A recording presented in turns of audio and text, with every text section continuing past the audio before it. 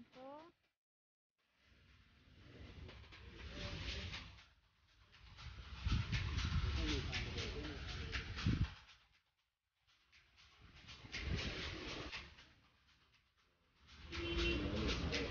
Oh.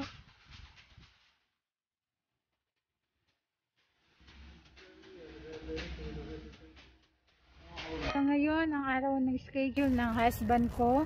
Siya ngayon ay nakapila sa labas ng Southern Health District. Siya po ay naka-schedule today. Magkaiba kami ng araw. Yesterday, ako yung naka-schedule for vaccine. So, siya naman ay today.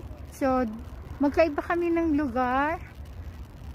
Sinuwerte lang ako kahapon kasi hindi ako masyadong pumila.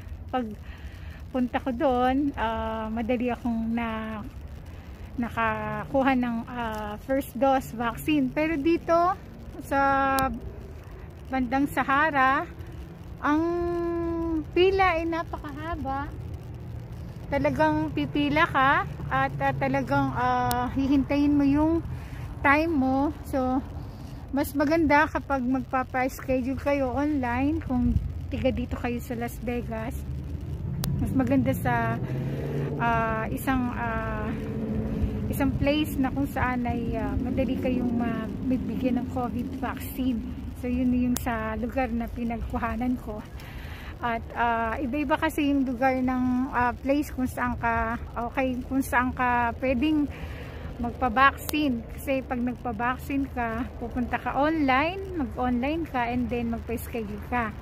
So I think they are the one who choose the place, or I think kasi yung ginawa ko, bigla na lang nag-pop up yung lugar. So sinuwerte lang talaga ako, mas madali ako nabigyan ng COVID. Ngayon hinihintay ko yung husband ko at nakapila pa siya dun sa labas. Hindi pa siya hindi pa siya nasa loob. Kaya hihintayin ko siya. So mga kababayan, mga kaibigan, kapitbahay, mga kachismisan, ka-YouTuber, don't forget, huwag niyo kalimutan mag-subscribe sa aking YouTube channel. Marami pa kayong mapapanood. Ipapasyal ko pa kayo dito sa Vegas. So ito yung lugar na kung saan ay nagpabaksin yung husband ko. At makikita nyo rin itong lugar na to kung kayo ay makakapasyal sa Vegas. So don't forget to like, subscribe, share, and comment to my channel or to my YouTube channel.